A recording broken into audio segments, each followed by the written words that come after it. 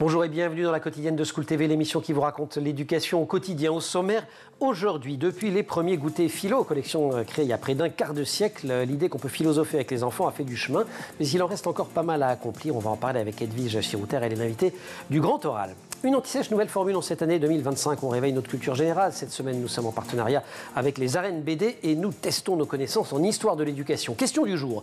Quel projet de réforme, pourtant jamais appliqué, influence aujourd'hui encore les débats sur l'éducation? Réponse et explication dans moins de 10 minutes avec Jean-Yves Segui. Et puis nous retrouverons, comme chaque semaine, en fin d'émission, Amélie Paris pour les années collège. Sujet du jour, l'orientation post-troisième. La quotidienne de School TV, c'est maintenant, c'est parti. Grand Oral.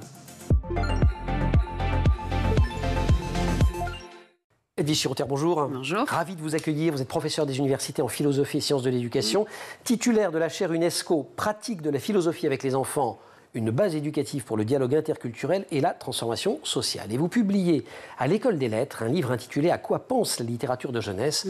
sous-titre « Des enfants, des questions, des histoires ». C'est un plaidoyer à la fois vivant, érudit, incarné pour faire tomber plein de frontières, les frontières entre littérature et philosophie, les frontières entre littérature jeunesse et littérature tout court, mais aussi entre philosophie pour les enfants et philosophie pour les moins enfants.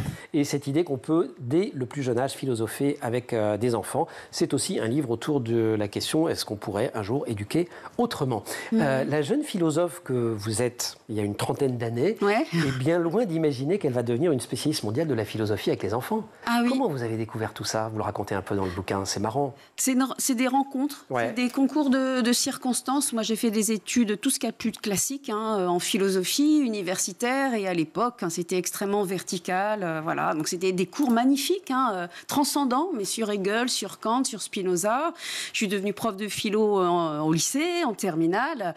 Et donc, pour moi, c'était évident. La philosophie, c'était l'accès aux grands textes, c'était l'écrit, la dissertation, le commentaire de texte, et donc, évidemment, inaccessible aux enfants. Jusqu'au jour où vous faites une première séance de philo avec des enfants. Séance qui change votre vie. C'est quand même un mot très fort. Oui. Et avant ça, donc avant de faire cette première expérience, j'ai un poste à l'IUFM, à l'époque, Centre de formation des enseignants. Là où on forme les enseignants. Exactement. Donc, je passe du lycée au monde universitaire et à la formation des enseignants. Mes étudiants et mes étudiantes sont des futurs professeurs des écoles et j'apprends par des collègues l'existence depuis 30 ans aux États-Unis, au Canada et en France d'expérimentations liées à la pratique de la philo avec les enfants. Et moi, mon premier réflexe, c'est de dire « c'est n'importe quoi ». La philo, c'est la... Ils n'ont pas lu Hegel. C'est pas vraiment de la philo, puis des enfants, la philo. Enfin, dans ma tête, il y a une espèce de dissonance cognitive extrêmement forte. Et on parle de Michel Tozzi, qui est devenu mon directeur de thèse par la suite. Et puis surtout, la chance que j'ai eue, pour moi, c'est vraiment important parce que c'est des recherches qui sont incarnées aussi dans le parcours d'une vie. C'est qu'à l'époque, il y a plus de 20 ans, mes enfants étaient tout petits. Et à la maison, j'ai des enfants qui me posent des questions. Est-ce que le premier homme avait une maman? Est-ce que Dieu a un Dieu? Pourquoi il y a des gens qui sont méchants? Voilà. Amusez-vous avec ça. Et là, je retrouve en fait chez les enfants ce qu'on appelle en philosophie l'étonnement devant le monde. Et ça, je le savais intellectuellement, parce que quand on fait des études en philo, on nous dit, Aristote dit que la philosophie naît de l'étonnement, des grandes questions. Et je le vois en acte. Chez les enfants qui ont 4 ans, 5 ans, j'en parle autour de moi. Mais oui, voilà. Vraie philo, enfin, il n'y a pas de je me dis, en tout cas, c'est de la philo. Il y a de la matière. Il y a de la matière. Il y a de la matière. Les enfants se posent des questions qui sont philosophiques, des grandes questions. Pourquoi ne pas les accompagner? Ils se les posent avec gravité, vraiment. Moi, c'est vrai, ma fille m'a réveillée une nuit, pour me dire, est-ce que le premier homme avait une maman? Et puis s'il a une maman, ça veut dire que c'est pas le premier homme. Et je voyais en elle quelque chose qui était extrêmement profond, et parfois beaucoup plus profond qu'on peut assister à 8 h le matin avec des adolescents de terminale, en termes de « je me la pose ». Voilà. Donc voilà. Et puis, alors, pareil, circonstance, moi, j'achète des albums jeunesse pour mes enfants. Parce que je veux leur faire découvrir la joie de lire, la joie de découvrir la littérature, et je me rends compte que la littérature de jeunesse, elle est extrêmement riche. Sur laquelle vous aviez aussi beaucoup de préjugés. Qu'est-ce que vous aviez comme préjugés quand vous étiez jeune? J'étais bourré de préjugés. On ne peut pas philosopher avec les enfants. La littérature, c'est Martine, c'est Choupi, enfin voilà, c'est gentil, c'est mignon et encore, mais bon, c'est quand même un peu mièvre, un peu moralisateur, c'est pas de la grande littérature. Et là, je découvre Claude Ponty. Je découvre Solo Taref, Tommy Anger, extraordinaire. Ouais. Et je me dis, mais c'est quand même incroyable. Les enfants se posent effectivement des questions philo. On a de la grande littérature, qui est une littérature qui est aussi pour la jeunesse, pas de jeunesse. Parce que moi, je prends plein de plaisir à lire ces histoires-là. Je vois plein de choses. Voilà. Je me dis, mais pourquoi il n'y a pas une rencontre qui est possible, finalement? Et là, je fais ma première expérience dans une classe de CP. Et bien là, c'était la question, faut-il toujours dire la vérité? Et je retrouve dans les controverses entre les enfants, une controverse qui a existé au XVIIIe siècle entre Kant et Benjamin Constant. Sur la nécessité du mensonge dans les circonstances. Ou pas. Et je dis, il y a vraiment quelque chose à faire. En fait, c'est de la philo. Alors, Michel Tozzi, vous faites votre doctorat avec lui. Je fais mon doctorat avec lui. Béthéla, il m'aide aussi en 1974. Vous dites que la reconnaissance de la littérature jeunesse doit beaucoup historiquement au succès de son best-seller Psychanalyse des contes de fées. Parce que lui aussi, il dit que la vie intérieure des enfants, il faut la prendre vachement au sérieux. Oui, il dit ça. Il dit que les enfants ont des questions, ont des angoisses. Parce que comme il est psychanalyste, il travaille plus sur les angoisses des enfants, des pulsions, etc. Il dit qu'il faut prendre les angoisses des enfants au sérieux. Et comme tout être humain, ils ont besoin de récits. On a besoin de récits pour nous guider dans notre expérience du monde et notre questionnement du monde. Et en 1976, le succès mondial de Bettelheim va faire en sorte que les éducateurs, au sens large du terme, parents, professeurs, éducateurs, bibliothécaires, vont prendre en compte ce plaidoyer pour offrir aux enfants des grands récits ambitieux. Toujours dans cette question d'abolition des frontières ou de les faire bouger, ça remonte quand même à assez loin. Donc c'est pas pour rien que vous aviez quelques préjugés, parce qu'en fait, on a tous, ils sont très construits. Vous dites que l'ambition de votre livre, c'est aussi d'abolir la hiérarchie historiquement construite par Platon et Kant entre philosophie et littérature. Oui, il y a quelque chose qui s'est construit comme deux disciplines radicalement, pas radicalement différentes, mais quand même différentes. Déjà hiérarchisées, la philo, c'est un peu au-dessus. Voilà. C'est au-dessus, puis la littérature, il y a quelque chose de sensible, de presque trop sensible. Il y a une phrase de Kant qui est extraordinaire, où il dit « il faut que je lise Rousseau, jusqu'à ce que la beauté du texte disparaisse, et enfin je peux saisir sa pensée ». Comme s'il fallait que ce soit moche pour bien penser. Ou alors, vous savez, cette espèce de tradition qu'on retrouve un peu dans la dissertation, où c'est carré. Il y a l'idée que la philo, c'est la raison. Que la littérature, c'est pour les passions, donc c'est quand même un peu moins bien les passions. Il y a un peu ça, même si c'est peut-être un peu caricatural, parce qu'en fait, quand on regarde l'histoire de la philosophie, Platon, le premier qui dénonce les poètes, il se sert des mythes. Et en fait, il y a plein de fictions. C'est pas seulement la littérature en tant que récit, narration, etc., mais c'est aussi des expériences de pensée. Quand Descartes, il invente il dit « imaginons un malin génie qui… » Voilà. Et donc, en fait, la philosophie s'est toujours appuyée aussi sur le monde de la fiction. Et c'est pas pour rien, parce qu'en fait, la fiction, elle a aussi pour fonction de nous faire réfléchir. Et c'est comme ça que vous avez ce combat qui consiste à la fois à donner du statut à la littérature pour la jeunesse. Je sais plus comment on dit, de jeunesse, vous dites. Aussi pour la jeunesse. Aussi pour la jeunesse, voilà. Aussi pour la jeunesse. C'est une très jolie expression. Ouais. Et il y a vraiment l'idée de faire rencontrer ces trois mondes, l'enfant, la littérature et la philosophie, et montrer que les frontières qu'on a historiquement et culturellement dressées entre ces différents mondes, elles sont complètement artificielles et même elles sont néfastes pour l'éducation de l'enfant, pour la philosophie et même la littérature. Dans une époque troublée par des crises multiples, la montée des extrêmes et du populisme, la philosophie a un rôle à jouer pour donner à toutes et tous les clés pour agir et pour renforcer la démocratie et les principes laïques hérités des Lumières.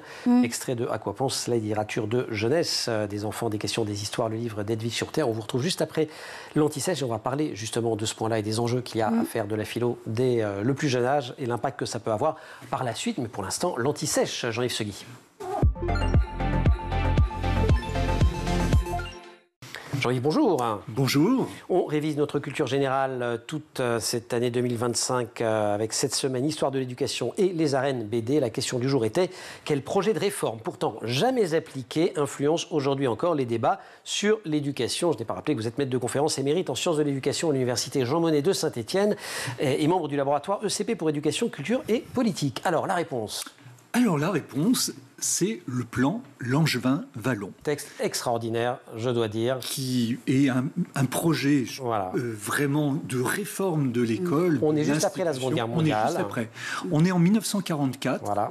Le gouvernement provisoire du général de Gaulle monte une commission, lance une commission qui va être dirigée. Alors pourquoi Langevin-Wallon ? Par Paul Langevin, qui est un physicien, grand physicien, et Henri Wallon, qui est un psychologue et médecin, reconnu de la psychologie du développement, en particulier sur les questions de psychologie du développement.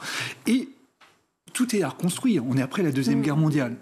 Et donc, comme tout est à reconstruire, eh bien, on va en profiter pour reconstruire l'école, l'organisation de l'école. Et là, donc, pendant plus de 2 ans, il faut voir ce que c'était quand même. Ils auditionnent des dizaines de personnalités absolument de tous horizons. De tous horizons. Alors évidemment des enseignantes et des enseignants, mais aussi des médecins, des psychologues. Exactement, des psychologues, des médecins, ce qui fait qu'il y a une dimension... Des militants syndicaux, des personnalités politiques. Tout à fait. Il y a une dimension politique, pédagogique, philosophique en termes de philosophie de l'éducation, mais aussi questions médicales, psychologiques qui sont posées. Et alors, ils vont mettre quand même 3 ans, à la fois pour ces raisons-là, puis pour d'autres raisons. Et il est publié, proposé en 1947. Il y a la mort de Paul Langevin en 1946. Eh bien, il ne va pas être appliqué. Mais pour autant, comme vous le disiez, c'est une référence. Antoine Pro, l'historien de l'éducation, dit qu'il il a un prestige presque sacral. C'est ça. Prestige presque sacral. Et le plan Langevin Vallon sert à la fois de repoussoir pour certains, mais aussi de référence absolue pour d'autres. Et alors, notamment référence absolue pour toutes celles et ceux qui, depuis la fin de la Seconde Guerre mondiale, essayent, tentent, espèrent démocratiser l'éducation, parce que c'était quand même ça le... C'est ça. L'idée, c'est qu'il faut arriver à une école plus juste socialement. Voilà. Il faut faire en sorte que les places dans l'école et les places dans la société ne soient plus déterminées exclusivement par les classes sociales d'origine, mais par le mérite individuel. Alors après... Ce qui n'était pas du tout le projet de l'école de Jules Ferry, contrairement à ce qu'on veut nous vendre. Parce que Jules Ferry, il a bien parlé de l'enseignement primaire, mais il a complètement laissé de côté l'enseignement secondaire. Or, qu'est-ce qui se passe au tout début du XXe siècle? On a 2 écoles parallèles.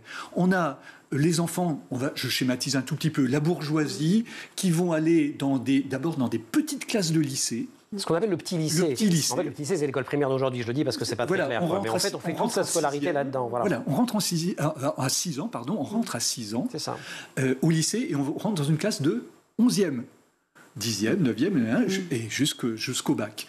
Et ça, c'est payant.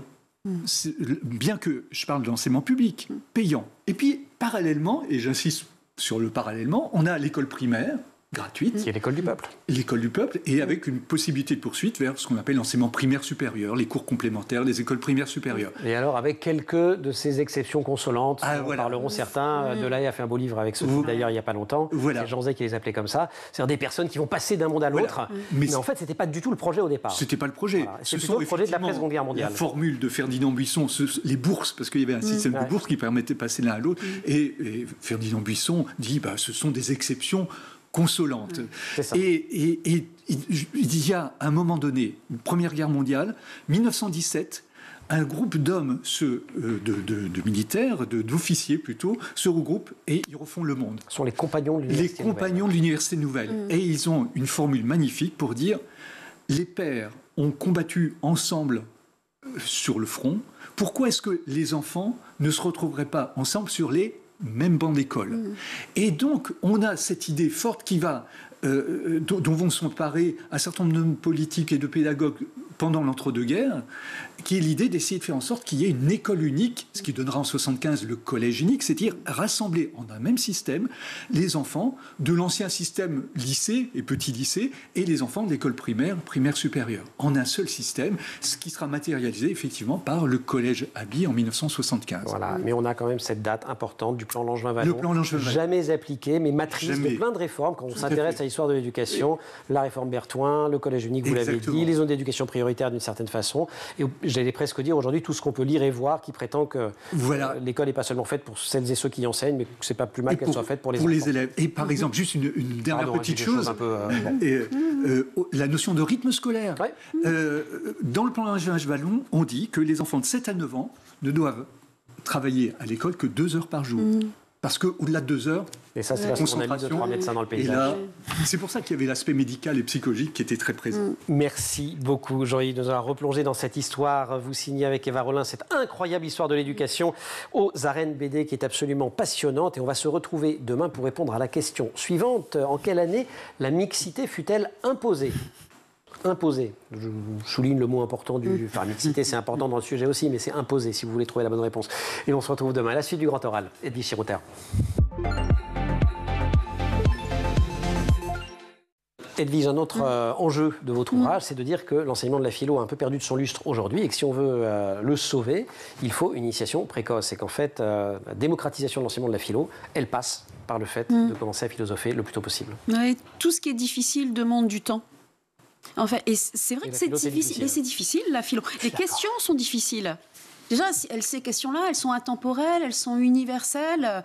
Donc, de fait, une question philosophique, puisque la science, les sciences dures, ne peuvent pas y répondre de façon définitive. Faut-il toujours dire la vérité? Qu'est-ce que c'est qu'une vie réussie? Les questions sont éminemment difficiles et problématiques.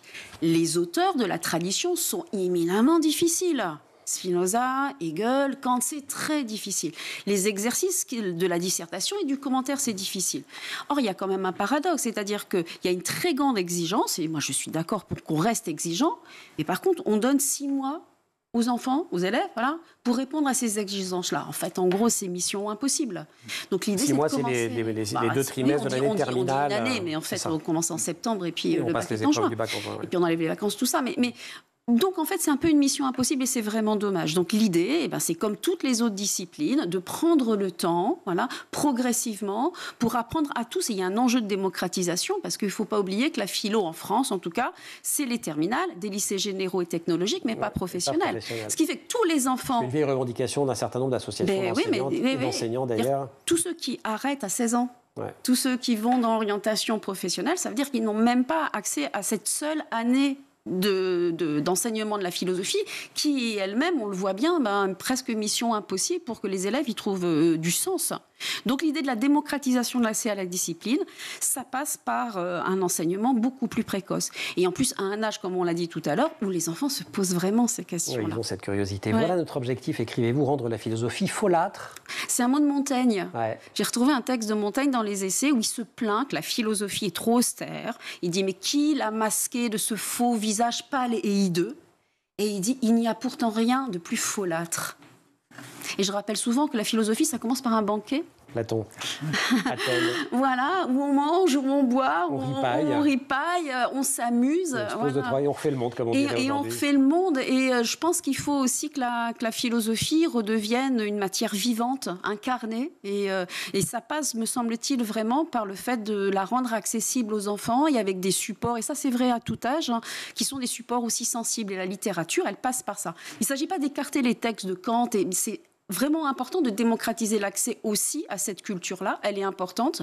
Mais il faut des ponts, il faut du palier, il faut du temps, en fait. Il faut des étapes. Passer un jour des ateliers de philosophie ponctuels à une école philosophique, c'est vers cela que nous emmène votre ouvrage. Quand on arrive vers la fin, vous dites qu'elle se caractérisait par une pédagogie qui repose sur 5 piliers. Je veux bien qu'on prenne le temps de les détailler, parce que là, on arrive à un moment où vous proposez une réforme de l'école assez globale. Enfin, une sorte de plan Langevin-Ballon solidaire. On va le refaire, on va le réécrire. Pédagogie de l'enquête. Pédagogie de l'enquête, effectivement, que les savoirs ne soient pas déversés de façon verticale, voilà, mais que les savoirs, les connaissances répondent à des questions, répondent à tous à une demande de sens. Pourquoi ces savoirs-là existent? Parce qu'ils répondent justement à des questions. Il faut retrouver ce sens de la question. Voilà. Et ça se fait par une pédagogie, de la démarche expérimentale, d'aller retrouver ce que Philippe Mérieux appelle la saveur des savoirs. C'est la même racine. Voilà. Pourquoi ce savoir-là, il est important? Pourquoi, de quelle question il est issu? Et pourquoi c'est important, nous les êtres humains, voilà, de savoir ça, et qu'est-ce que ça nous apporte dans notre humanité, dans notre identité. Pédagogie de l'intelligence collective. Ah ouais, on pense pas tout seul, hein. On pense avec les autres, on vit avec les autres, on se construit avec les autres. Et c'est l'idée que l'école, elle doit valoriser non pas la compétition individuelle, mais la coopération intellectuelle et les ateliers de philosophie. Parce que justement, avec les enfants, on s'empare collectivement de cette question si difficile. On a besoin de toutes les intelligences. On a besoin de toutes les idées, de tous les exemples, de tous les contre-exemples. Et c'est collectivement qu'on va construire une réponse qui restera provisoire, hein, mais une réponse dont on a besoin pour donner sens au monde. C'est quand même pas évident, parce que dans la vraie vie, quand on interroge aussi bien des enfants d'ailleurs que des enseignantes ou des enseignants, ils sont quand même très attachés à l'idée qu'à l'école, on apprend chacun dans son coin. C'est aussi ce qui permet d'évaluer. Et ils pensent que tout ça n'est quand même pas bien sérieux, voire un peu contre-productif. Mais ça montre bien que l'école, ça veut dire qu'elle est construite sur une certaine philosophie de l'école, une philosophie de l'éducation. Et pour moi, les ateliers de philo avec les enfants, c'est une philosophie de l'école. Et c'est comme un paradigme, dire que si on applique au quotidien de l'école ce qui se joue dans les ateliers de philosophie avec les enfants, alors on repense aussi le sens de l'école, et le sens de l'école dans le politique. Une pédagogie critique des valeurs qui instaure un rapport réflexif à la loi, aux normes et aux conflits. Ben oui, parce que c'est complètement contre-productif de dire aux enfants il ne faut pas ceci, il ne faut pas cela, il faut ceci, il faut cela. C'est vrai pour des questions de discrimination, c'est vrai pour des questions d'écologie. Aussi, on a l'impression qu'on fait la morale aux enfants et qu'ils ne s'approprient pas les valeurs. Et l'important, c'est justement de réfléchir avec eux, mais pourquoi il y a certaines valeurs qu'on défend à l'école et pourquoi c'est important qu'ils comprennent le sens de ces valeurs qui, et si on reprend le plan... Il ne revient pas à négocier les valeurs en question, c'est pas ça. Il y a des choses qui ne sont pas négociables. Voilà. Et quand on vous dit il faut... Je sais que ça va sans dire, mais je pense que ça va mieux en le disant parce que c'est un argument qu'on entend souvent. C'est de réfléchir sur les valeurs pour leur donner du sens. C'est ça. Et qui clarifient ce qu'on entend par ces discours qu'on leur passe par ailleurs. Quand on leur dit qu'il faut être tolérant, bon... En fait, de quoi on parle? Est-ce que ça veut dire aussi qu'il faut tout tolérer? Non, puisqu'il y a de l'intolérable. Voilà. Et donc, comment on définit ce qui est tolérable et ce qui ne l'est pas? Et ces moments de réflexion méta sur les messages qu'on leur passe de façon un peu trop verticale par ailleurs, en fait, ça leur permet, nous semble-t-il, de mieux les approprier. Enfin, une pédagogie de la lenteur. Ben oui, parce qu'on est tous dans l'urgence. Ouais. Ça, le parrain de la chaire UNESCO, c'est Hartmut Rosa, philosophe qui est un grand philosophe allemand. C'était Michel Serres avant qui nous avait fait l'honneur d'être le parrain. Et puis à son décès, j'ai demandé à Hartmut Rosa, il a répondu tout de suite, dans 30 secondes, dans l'urgence. Mais parce que c'est un philosophe et un sociologue qui travaille sur les processus d'aliénation que nous subissons parce que le monde va trop vite. Alors, on a une accélération technologique, où on est passé quand même en très peu de temps, à les ordinateurs, le numérique, Internet, maintenant c'est l'intelligence artificielle. On a l'impression, c'est ce qui dit que jamais dans l'histoire de l'humanité, on a été soumis à une telle accélération technologique qui change radicalement notre rapport à l'espace et au temps. Voilà, et notamment à l'espace, parce que si je me souviens bien, il dit aussi que ça a un caractère mondial, que ça n'avait pas non plus. C'est-à-dire qu'il y a la rapidité et la globalité, qui sont les deux phénomènes inouïs dans l'histoire de l'humanité. Et on a quand même, en tout cas en Occident, c'est quelque chose qui est très, très, très, très prégnant, ce sentiment de l'urgence, d'être débordé. Et donc, il y a une forme d'aliénation dans l'accélération. Et l'idée aussi, et ça, les ateliers philo en philosophie, on est obligé de faire pause. C'est Hannah Arendt, une autre philosophe que je cite beaucoup, qui disait qu'en démocratie, on doit avoir ce qu'elle appelle des oasis de pensée. Les oasis de pensée, c'est que face à l'urgence du quotidien, et elle dit ça avant Internet, qu'est-ce qu'elle dirait aujourd'hui, mais on a besoin de développer la capacité à penser collectivement les grandes questions qui nous concernent tous. Et ça, la philosophie, et c'est le propre de la philosophie, c'est de faire pause. Allez. Elle serait peut-être influenceuse sur Insta, aujourd'hui, vous n'en savez rien. Je ne suis pas trop là-dessus, je passerai le relais. Hannah Arendt, j'entends.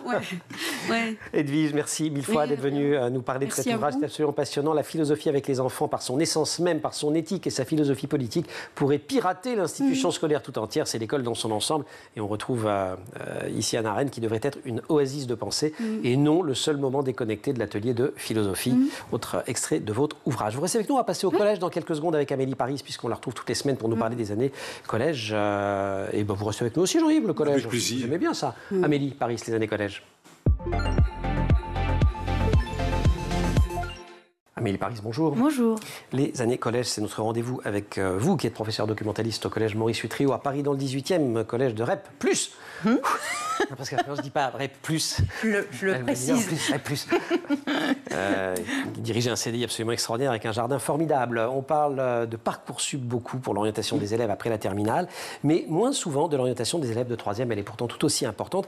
Et vous avez choisi aujourd'hui de nous raconter ce qui se passe au collège. Et oui, parce que l'orientation commence plus tôt qu'en 3e, parce qu'elle doit se construire progressivement. Vous le disiez, tout ce qui est difficile demande du temps. Donc l'orientation demande beaucoup de temps, et c'est pour cette raison qu'en 2015, le ministère de l'Éducation nationale a mis en place le parcours à venir qui s'adresse à tous les élèves dès la 6e. Alors ce serait trop long d'expliquer ici tout ce qu'on peut faire avec les élèves entre la 6e et la 3e, donc je vais vraiment faire un focus sur l'accompagnement que nous faisons auprès de nos élèves de 3e. Oui, parce qu'ils devront eux aussi faire leur choix en fin de 3e, guidés par leurs professeurs principaux, dont vous faites partie. Et oui, parce qu'à À Utrieux, nous avons la chance d'être 2 professeurs principaux en 3e pour les 5 classes de 3e, dont je fais partie. Et tant mieux parce que en 3e, il y a quand même beaucoup de choses à faire et on est plus fort ensemble. Alors, il y a déjà le stage d'observation en entreprise obligatoire, donc il faut aider les élèves à trouver un lieu de stage, les aider dans la rédaction de leur lettre de motivation et de leur CV.